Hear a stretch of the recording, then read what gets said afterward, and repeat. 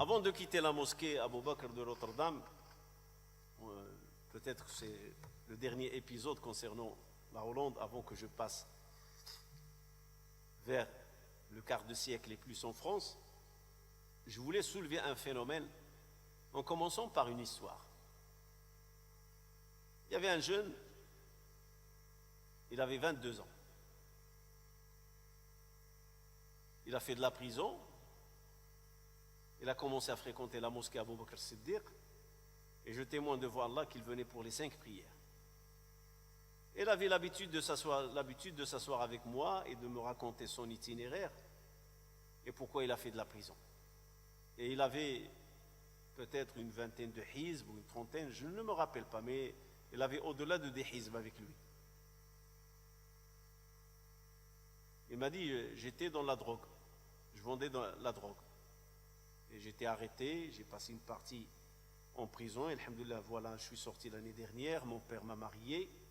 Il avait 22 ans. Et je crois qu'il avait un garçon, si la mémoire est toujours bonne. L'essentiel, c'est le frère qui m'intéresse. Et il m'a dit, j'aimerais bien reprendre de zéro. Et reconquérir les hizb que j'avais et continuer pour apprendre les 6 hizb. Et apprendre ma religion. Je me rappelle que après chaque fajr, je lui dis essaye de lire le Waqi'a, il la connaissait par cœur. Parce qu'il fait partie des 10 hizb ou 20 hizb qu'il avait. Je dis lis le Waqi'a, et Allah subhanahu wa ta'ala te facilitera, il t'ouvrira une porte pour un rizq halal. Et les vacances de l'été 94 sont arrivées, il m'a dit je pars au Maroc et je reviens, et Inch'Allah on reprendra en septembre. Moi aussi je suis parti au Maroc le mois d'août. Je me rappelle, je suis parti pour passer les vacances, une vingtaine de jours et revenir. Presque un mois. Alors j'aimerais soulever une chose qui est très étonnante, que j'ai trouvée dans la mosquée Abou Bakr, et il n'est pas l'unique. La même chose à la mosquée Nasr, la même chose à la mosquée Uthman, la même chose à la mosquée Salam. J'ai trouvé des jeunes, moins de 15 ans, ils connaissaient le Coran entier. C'est un phénomène, c'est beau. J'ai compris que les parents, ils avaient un attachement à la parole d'Allah subhanahu wa ta'ala. Et comme c'était ma première expérience, j'étais dans l'obligation d'entretenir ces jeunes. Ils venaient à la mosquée vers 4h, 4h30, et ils restaient jusqu'à 7h le soir, sauf le jeudi et le vendredi. Ce sont des jours de congé. Donc ça va de samedi, dimanche, lundi, mardi, mercredi. 5 jours. De 4h30 à 7h. 2h30, même 3h parfois. Et on était 2. Il y avait Mohamed Siddiq, qui est un frère qui était sans papier. Il avait le Coran et il avait ce qu'on appelle le moutoun.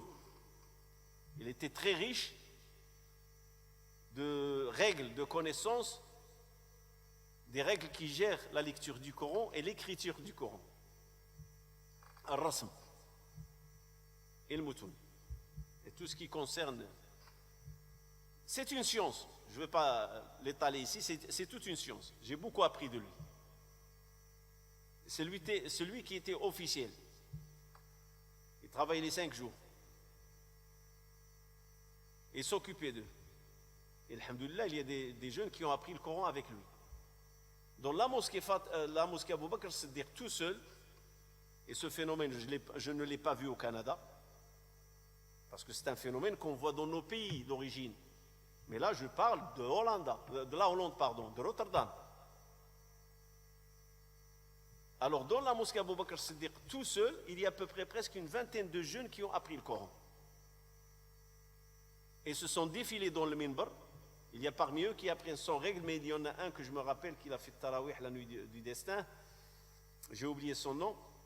Mais lui, il avait Stil Hizb, Riwayat Warsh, la récitation de Warsh, et les règles, le tajwid.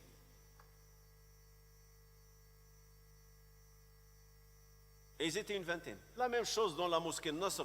On m'a dit sur Rotterdam, il y a 120 à peu près, plus que 100 jeunes qui connaissent le Coran par cœur. Et ils ont tous appris en Hollande.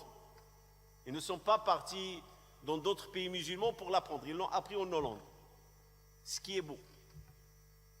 Mais ce qui fait mal, c'est une grande partie de ces jeunes. Ils ne poursuivent pas leur cursus d'études dans l'école hollandaise. Ils l'abandonnent. Pas à cause du Coran, non. La motivation, le modèle, il y a une grande partie d'entre eux. Et parfois, on trouve une partie d'entre eux qui sont vraiment dans la vente de la drogue. Et un phénomène que j'ai vu en Hollande, et ça commence à se répandre un peu dans l'Europe, quand tu es à l'entrée de Rotterdam ou d'Amsterdam sur les autoroutes, tu vois des jeunes dans leur voiture ou assis dans les stations aires de repos, ils te font ça avec la main, c'est-à-dire si tu veux sniffer. Parce qu'il y a beaucoup de clients qui viennent chercher la marchandise. Et ce ne sont que des jeunes. Beaucoup de jeunes. Et ils font de l'argent avec ça, c'est comme ça qu'ils vivent. Alors revenons à ce jeune homme qui a fait de la prison. Il est sorti, il a fait son repentir, il était sincère. Il a assisté aux 5 prières. De retour du Maroc à la fin d'août, je demande ses nouvelles, jusqu'au mois de septembre, je crois. Je ne le vois pas, je demande à son oncle. Je connais son oncle. Je dis, où est-elle? Il m'a dit, tu n'es pas au courant? Je dis non. Il m'a dit, il est en prison. Je dis, subhanallah. Il a rechuté. Il m'a dit, pire. Il m'a dit, ce n'est pas dans la drogue. Il m'a dit, son père l'a grondé. C'est-à-dire le frère qui parlait par rapport à ce qu'il a fait son frère. Le père du jeune. Lui, c'est l'oncle. L'oncle du côté père. Il m'a dit, mon frère, et moi je connais la famille. Il m'a dit, mon frère l'a grondé parce qu'il voulait voyager au Maroc. Il dit, des jeunes comme toi, à 22 ans, ils ramènent chaque jour 500 florins. Et toi, tu passes ton temps dans la mosquée avec l'imam, c'est-à-dire avec ma personne.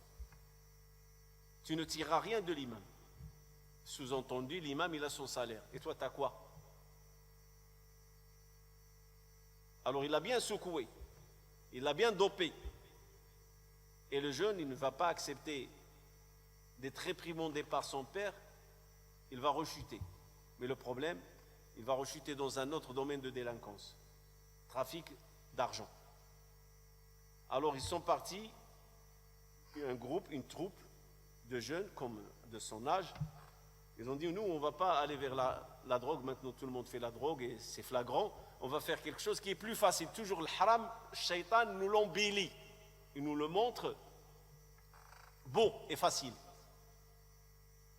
Quelqu'un qui a fait la prison parmi ces jeunes, il a rencontré un Hollandais qui lui a dit, il y a des machines qui peuvent reproduire les pièces de monnaie hollandaises et les pièces que tu veux. Et donc ils sont partis sur cette voie, je ne sais pas en Espagne ou dans quel pays ils sont partis chercher la machine à reproduire les pièces de 1 et 2 de 5, parce qu'il y avait le 5 florins en pièces en Hollande, si je me rappelle bien. Et donc on n'aura pas touché la drogue, c'est moins pire. Et on va noyer le marché avec les pièces de cuivre et d'argent. Mais ils vont se faire arrêter en flagrant délit. Il va se retrouver en prison. Voilà. On a une jeunesse. Le seul jeune que j'ai entendu qui a réussi son cursus en Hollande, il a pris le Coran en Hollande, je crois qu'il s'appelle Brdadi ou l'Iraqi, je crois le Brdadi.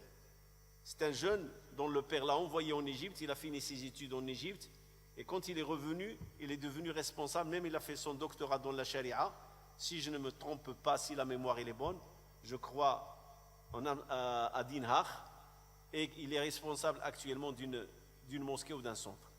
Ici, je ne suis pas en train de dévoiler pour insulter, pour réduire. Je suis en train de soulever un problème, c'est la mémoire. Je suis en train de parler de mon itinéraire, je suis en train de parler de mon expérience et mon témoignage. Ce sont des choses que je n'invente pas, ce sont des choses que j'ai trouvées dans le terrain devant moi. Et Allah est témoin qu'au début, je ne savais rien. Je ne connais pas la Hollande.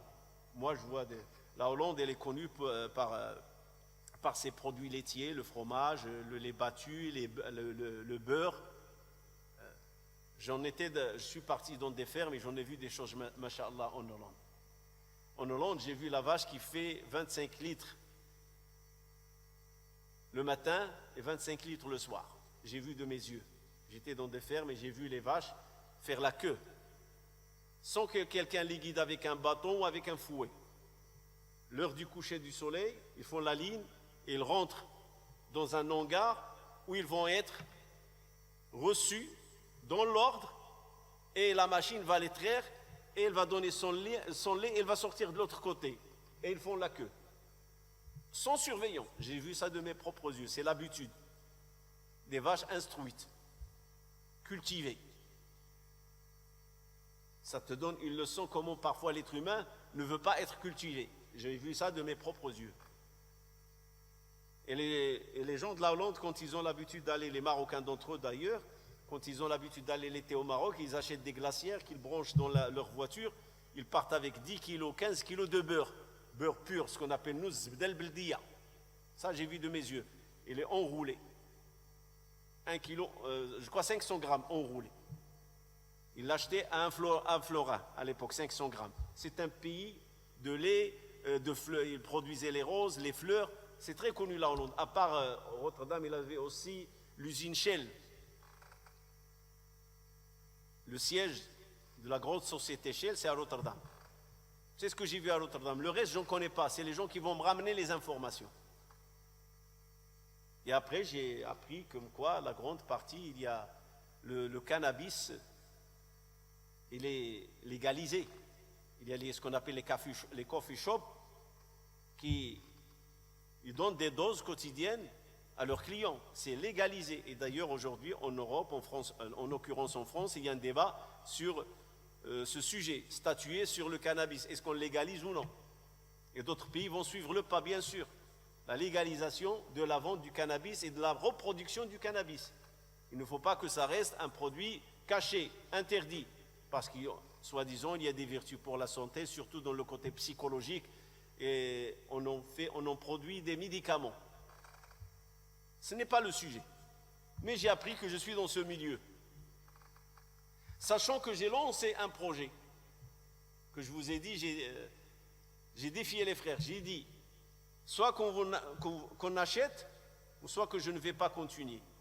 Vous avez les moyens, pourquoi vous allez vous contenter de rester dans un local loué, sachant que vous pouvez acheter. D'ailleurs, c'est ce qu'on a fait chez Aïcha, Inch'Allah. On a loué ici pour en acheter.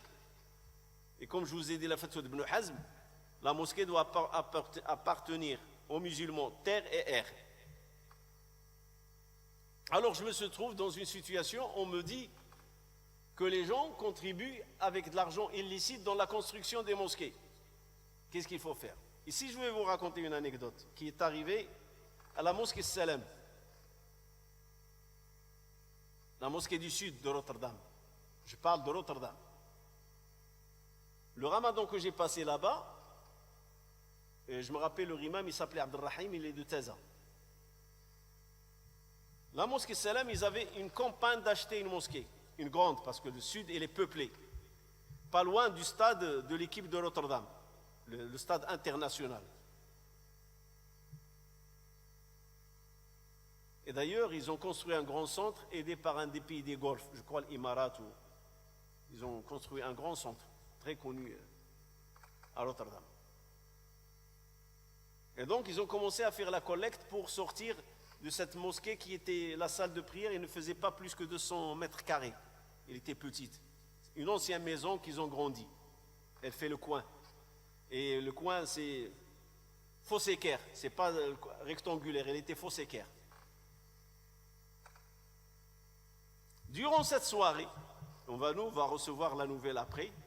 Durant cette soirée dans cette mosquée, ils ont l'habitude, comme font beaucoup de mosquées, quand il s'agit de la récolte de l'argent, des dons, il y a des frères qui passent avec leur djellaba ou avec une caisse dans les rangs, entre les rangées. Ils zigzaguent d'une rangée à une autre et ils incitent les gens à donner fi sabilillah. Alors, il arrive devant le mihrab et il déballe.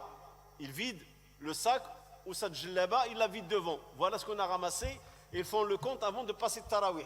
Ils font cette partie, cette manœuvre, cette démarche plutôt, ils la font après la prière de l'Isha et avant la prière de tarawih.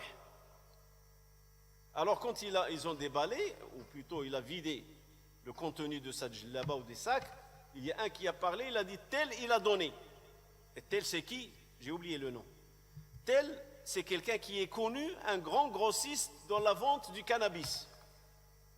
Et ça au sein de la mosquée. Je ne suis pas en train de vous parler, je vous parle de ce qui se passe en 93, le Ramadan 94 au sein de la mosquée. Effectivement, ils vont trouver une liasse de billets enroulés avec de l'élastique. Ils vont l'ouvrir, ils vont trouver 15 000 florins. Des billets, le billet de florin, je crois qu'il était verte, de couleur verte. Je crois que c'est un billet de 1000 florins ou quelque chose. Ils vont trouver 15 000 florins. 15 000 florins, c'est 45 000 francs français, multiplié par 3. 45 000, oui, 45 000, c'est 4 millions. 45 000 francs français. Le monsieur que l'autre a cité, que tel il a donné, il leur a dit par Allah, s'il quitte la salle de prière, je vous en ajoute 15 000 florins aussi. C'est-à-dire, vous allez sortir la soirée avec 30 000 florins, c'est-à-dire 90 000 francs français à l'époque. C'est-à-dire 9 millions en une seule soirée de centimes. Et voilà, l'autre personne, il s'est fâché, il est parti, il est sorti, ils lui ont dit, écoute, parce qu'il y a une sagesse dans la direction. C'est-à-dire, on ne se mêle pas d'où il vient l'argent. Sinon, c'est ingérable et c'est incontrôlable. Que chaque personne qui te donne, tu dis, tu as gagné ton argent comment? C'est impossible. Nous, on a des caisses. Il y a des gens qui viennent donner leurs chèques, des chèques. Il y a des gens qui déposent. Tu ne peux pas aller creuser sur la source de l'argent. Tu déclares, c'est l'État qui s'en occupe. Moi, voilà ce que j'ai reçu, voilà le bilan, le comptable fait son travail, c'est l'État à faire son travail. Et là, je me trouve devant un dilemme, un grand problème, qui est soulevé, malheureusement, et je le dis malheureusement, qui est soulevé par qui? Par des gens qui ne participent pas, mais des gens que leur barbe, masha'Allah, ils ne savent que critiquer lui, son argent haram et haram et haram et haram, mais ils ne donnent pas, ils ne participent pas. Mais l'art de critiquer et de faire de la délation sur les gens, ils sont très forts. Et j'ai été interpellé plusieurs fois.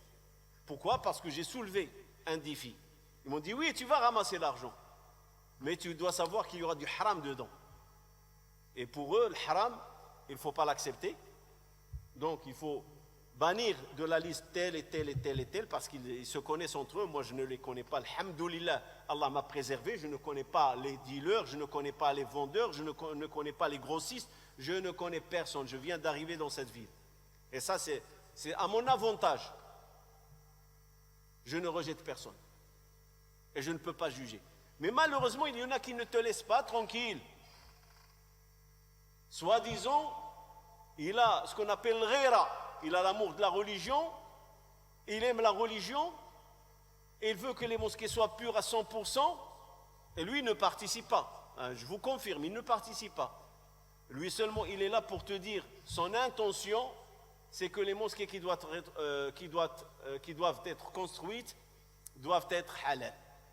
Et il te met dans une situation où tu ne sais plus quoi faire. Ce qui va m'encourager à chercher. Et j'ai fait la connaissance d'un monsieur de Suriname musulman. Il avait une librairie arabe. C'est la seule qui était à Rotterdam que j'ai connue. Et quand il a vu que j'ai l'amour des livres, et j'ai une grande partie de mes livres, j'ai acheté chez lui. J'en avais 5 ou 6 cartons que j'ai ramenés avec moi de la Hollande. Il me faisait des bons prix parce qu'ils veulent s'en débarrasser même à un certain moment. Il m'a dit, prends tout, je te fais un bon prix parce que j'ai envie de fermer. Mais je dis, je ne peux pas. C'est immense ce qu'il avait. Je me serais trouvé coincé avec beaucoup de livres, peut-être des milliers de livres, et je n'ai pas de place où les mettre. Donc je prenais selon mes besoins, et j'ai commencé à me renseigner. J'ai rencontré même Cheikh Moumni, Khalil Moumni, et je lui ai posé la question. Qu'est-ce qu'il faut faire dans ce cas-là? Une jeunesse perdue parce qu'il n'y a pas un suivi.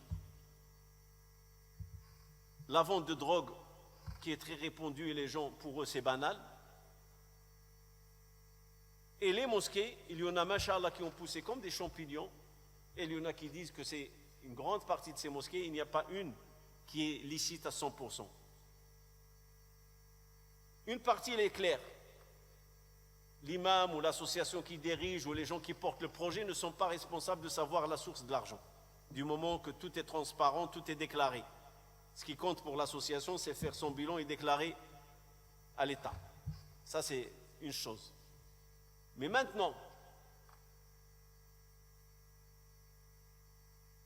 on va savoir que 30%, 20% du capital de la mosquée, il vient d'illicite. On fait quoi avec cette mosquée? On va dire qu'il est illicite d'y prier. Pourquoi? Parce que cet argent, il vient de l'illicite. On fait quoi? Et je vous dis, c'est un phénomène général. Vous avez entendu le monsieur que je vous ai dit, des enfants, des jeunes comme toi rapportent 500 florins. À l'époque, je vous parle de 94, il lui dit, des jeunes comme toi apportent 1500 francs par jour. Multiplié par 30 jours, vous avez la somme devant vous. C'est-à-dire 45 000 francs par jour, par mois. C'est un bon salaire, ça, à l'époque. Sachant que moi, imam de la mosquée, j'étais engagé à 1000 florins par mois. Et le père, il dit à son fils, 500 florins par jour. C'est-à-dire, en 2 jours, il fait mon salaire. Alors j'ai commencé à chercher, creuser dans la discussion, et trouver. C'est quoi la sortie? Ces frères-là que je vous ai dit, ils savent que critiquer. Ils te disent, ces frères-là, l'association doit leur restituer leur argent. Ça, c'est une. 2, concernant leur capital et les biens qu'ils ont acquis, tout est haram, tout est illicite. Même leur mariage et leurs enfants sont illicites parce que tout est venu de haram. Ils sont radicaux dans leur fatwa. Et une fois, je leur ai répondu, Allah est témoin. J'ai dit, écoutez, vous croyez que c'est facile de faire la vente de l'hashish, du cannabis? Vous croyez que c'est tout le monde qui peut le faire? Ils n'ont pas répondu. Ils m'ont dit, tu justifies? Je dis, non, je ne le défends pas. Moi, je considère que ces gens-là qui prennent tout ce risque-là dans le haram, il y a un problème psychologique. Se trouver en prison et créer une fortune pour qu'à la fin vivre en soi, non tranquille, perturbé psychologiquement. Chaque fois que tu vas faire une aumône, chaque fois que tu vas faire une bonne action, tu vas dire, ce n'est pas accepté, peut-être c'est du haram. Donc tu vas vivre dans la torture psychologique. Même les bonnes actions que tu vas faire avec le haram, tu te poseras des questions entre toi et ton nefs. Moi je dis, est-ce que vous croyez que c'est facile? Et peut-être c'est une réponse qui les a éloignés de moi, une façon de leur dire. Et vous m'excusez, hein, une façon de leur dire, si vous pouvez le faire comme eux, peut-être vous allez faire pire. Mais vous n'avez pas le courage qu'eux ils ont. Vous avez juste le courage de les critiquer. Et moi je ne dis pas ça un courage, hein, je ne justifie pas. Je ne justifie pas, c'était pour moi une porte de sortie. Pour qu'on arrête de me rapporter ces choses-là parce que je ne veux pas. C'est de ma nature. Ce qu'on m'a appris dans la da'wa, l'école que j'ai suivie, je ne me mêle pas des gens. Moi, mon souci, rassembler, réformer. Tu veux changer ces gens-là qui touchent à l'haram, d'abord rassemble, que les gens te fassent confiance. Et après, tu peux les aider à s'en sortir et les convaincre à s'en sortir. Tu ne viens pas, je ne suis pas une autorité, un imam qui va venir dans une mosquée, je suis un juge et j'ai un pouvoir exécutif, arrêter celui-là, liquider les biens de celui-là, saisir. Je n'ai pas cela. Moi ici ou ailleurs ou dans n'importe quelle mosquée, mon devoir, rassembler, réformer. Et laisser les gens prendre l'initiative de savoir où est le bien, où est le paradis. Parce que tous, on veut l'agrément d'Allah subhanahu wa ta'ala. Alors l'agrément d'Allah, il faut entreprendre le chemin. Je ne me vois pas dans une position à dire à un musulman qui va me ramener une enveloppe, de lui dire prends ton enveloppe, elle est haram. Je ne suis pas dans cette position. Je peux prendre son enveloppe, je peux discuter avec la direction, avec les frères, avec la communauté, on fait quoi avec? Mais je ne peux pas lui dire ton argent, je n'en veux pas. Je ne peux pas, personnellement. Qu'on me considère lâche ou qu'on me considère peureux, je ne peux pas parce que je n'ai pas été formé dans cet état d'esprit à rejeter les dons des gens ou à juger les gens. Autrement, je vais creuser dans les sources, comment l'argent a été acquis. Ça, c'est Allah qui le fera le jour du jugement. Avant de quitter l'esplanade du jour du jugement, on doit répondre à 4 questions. Parmi ces questions, comment tu as acquis ton argent et comment tu l'as dépensé. Et moi, je ne suis pas le juge. Je ne le suis pas. Si quelqu'un me dit, tiens, c'est du haram, là, je peux lui répondre, Akhi, garde le haram avec toi. Parce que c'est lui qui a commencé. Mais si quelqu'un vient te voir, te dit, Fi sabilillah, Akhi, tu ne vas pas lui dire, prends ton argent, c'est haram. Mais s'il me dit, c'est haram, comme d'ailleurs, on m'interpelle pour l'argent de l'usure. Chaque année, certains frères ou certaines personnes, dans leur compte, ils reçoivent une petite somme, 50, 30, d'usure, l'usure de l'année. On fait quoi avec? Je leur dis, achetez tous les produits ménagers pour nettoyer les toilettes, les salles de bain, les mosquées, et mettez dedans papier toilette, javel, vinaigre, mettez dedans. Débarrassez-vous. Et je ne suis pas de la fatwa, laissez pour la banque, enrichir la banque, non. Je dis à chaque musulman, prends ton intérêt seulement. Quand est-ce que tu le laisses à la banque? Si tu as peur d'en tirer profit positivement, tu crois qu'il est en ton avantage. Là, je dis à tout frère et sœur, non, dans ce cas-là, ne le prends pas. Si tu es capable, tu sais que tu vas t'en débarrasser, ben voilà une sortie. Il y a une autre sortie, tu l'envoies à des associations comme humanitaires, comme Secours Islamique, parce que ce sont des gens qui réagissent dans des terres et dans des lieux où il y a la sécheresse, il y a la mort, et les gens, ils ont le calvaire pour vivre. Ils sont dans l'obligation extrême. Alors à ce moment-là, tu peux le donner à ces associations. Et d'ailleurs, ils te le disent, comme quoi ils acceptent l'usure. J'ai déjà posé la question à Secours Islamique ou les frères d'humanitaire, ils m'ont dit oui, on accepte l'usure, mais là, il faut que la personne le souligne, comme quoi c'est de l'usure, riba. Alors revenons, il faut trouver une sortie à tout cela. La grande mosquée An-Nasr, la cathédrale américaine que je vous ai dit, elle est achetée par la communauté. Et après, j'ai compris que dans l'argent avec lequel ils l'ont acheté, parce qu'ils ont ramassé, c'est pour ça que les frères ils me disent, tu vas réussir, parce qu'il y a de l'argent. Et bien sûr, j'en déduis que cette grande mosquée, il y a une grande partie des frères qui ont participé. Et quand je dis des frères de ceux que dans le business, il est le cannabis, ou la drogue dure, parce qu'il y a aussi la drogue dure. Alors on dit, ces mosquées-là, c'est à détruire et ce n'est pas à prier? Non. Ou évaluer et faire une liste de ceux qui ont donné et leur restituer leur argent? Non.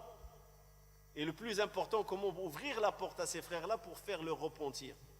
Et là, je suis tombé sur une fatwa la plus juste et la plus tolérable. C'est qu'une personne, on va dire, donnez juste un exemple, il a acquis 1 million d'euros illicites. Il regrette, il fait son repentir, mais cet 1 million, il l'a blanchi. Il a 2 volontés devant lui. Soit la volonté d'aller à l'État, voilà ce que j'étais, et voilà ce que j'ai fait. Et on sait qu'est-ce qu'elle va faire l'État. Ce qui reste possible, je ne l'ai pas dit en arabe, je le dis maintenant. C'est possible, l'État il va saisir tout parce qu'il fait une déclaration comme quoi tous mes biens, tous mes acquis, voilà, blanchiment. Oui, il est libre de le faire, mais il doit savoir à quoi s'attendre. Ou l'autre solution. Moi, je considère ces gens-là, c'est ce que j'ai dit dans la fatwa à Rotterdam, je considère ces gens-là qu'ils étaient dans l'égarement. Et quand ils ont fait ce mal, ou ils ont fait ce commerce, ils étaient égarés. Là, ils sont revenus vers Dieu. Ils veulent se réconcilier. Alors nous, on ne peut pas intervenir dans leurs biens. Sauf, comme je vous ai dit, s'il veut aller déclarer à l'État, ça c'est son problème. Mais on lui dit, tu dis que tu as fait 1 million. Alors, il faut que ce bien te ramène 1 million de bénéfices. Chaque fois que ces biens te ramènent de l'argent, cet argent, tu dois t'en débarrasser jusqu'à couvrir le 1 million. Tu dois te débarrasser de l'équivalent de 1 million. Et on ne te dira pas que ton capital est devenu licite, halal. Et on te dit seulement, on espère qu'Allah te pardonnera de ce que tu as fait. Il faut demander à Allah pardon. Il ne faut pas en profiter. Il ne faut pas en vivre l'opulence avec du haram. Au contraire, débarrasse de tous les bénéfices et tous les retombées économiques que peuvent te donner cet argent qui était d'origine illicite, avec l'espoir qu'Allah subhanahu wa ta'ala acceptera ton repentir et peut-être il te pardonnera. C'est la seule fatwa que je vois légale. Parce que dire il faut tout détruire, parce que c'est ce qu'ils disent les frères que je vous ai dit, ils insistent, il faut que tout soit détruit. Et s'il a de l'argent chez lui, il faut qu'il la jette dans l'océan ou dans les égouts, ou il la brûle. Mais ce n'est pas faisable. Vous allez voir quelqu'un qui a 1 million par exemple de biens, il va détruire le 1 million. Ça ne se fait pas dans la religion musulmane. Dans toute religion, ça ne se fait pas. Il peut reconnaître à l'État son tort et payer une pénalité ou, je ne sais pas, l'État il connaît mieux. Et entre lui et Dieu, cette voie-là, il est difficile pour lui. Donner, et pas fisabilillah. Les savants sont très pointueux dans ce terme fisabilillah. Dans ce cas-là où l'argent, l'origine, c'est haram, il n'y a pas fisabilillah. Tu es en train de te débarrasser. C'est comme quelqu'un qui se débarrasse de l'usure de riba, il ne va pas dire je donne fisabilillah. Non. Fisabilillah de l'halal. Là, tu es en train de te débarrasser. Le devoir t'impose de te débarrasser de cet argent illicite. C'est un devoir de s'en débarrasser. Alors, il n'y a pas je donne fisabilillah. Tu t'en débarrasses. Et voilà les voies vers lesquelles tu peux t'en débarrasser. L'usure, l'illicite, voilà qu'est-ce qu'il faut faire. Et il n'y a pas d'autre voie. Soit la voie courageuse aller vers l'État, et le problème, l'État, il ne s'arrêtera pas là, il fera son enquête, et ça peut partir plus loin, ou soit, du moment, même peut-être la personne a fait la prison, et il sort de la prison, comme je vous ai dit, le jeune avec lequel j'ai commencé la soirée. Il a fait son repentir, il veut revenir vers Dieu. Mais le père ne l'a pas laissé. Et j'en suis sûr et certain que ce jeune, il avait de l'argent. Peut-être qu'il a acheté une maison, peut-être et peut-être et peut-être. Tu ne vas pas lui dire détruis la maison. Peut-être tu peux la donner fisabilillah pour un projet, pour une mosquée, oui. Sans leur dire, garde le silence. Débarrasse. Oui, c'est faisable. Mais allez dire qu'il faut jeter, qu'il faut casser, qu'il faut détruire, parce que là-bas c'est haram, je n'ai pas trouvé cette fatwa. Et d'ailleurs, pourquoi j'ai dit je les considère comme des égarés, al-islam ou yajubbu ma qabla.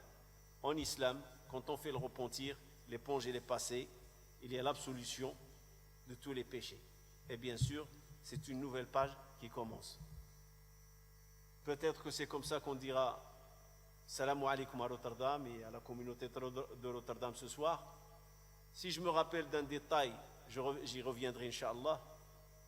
Et on passera à notre chère France et Codin, en occurrence. Subhana rabbika rabbil izzati amma yasifun wa salamun al mursalin.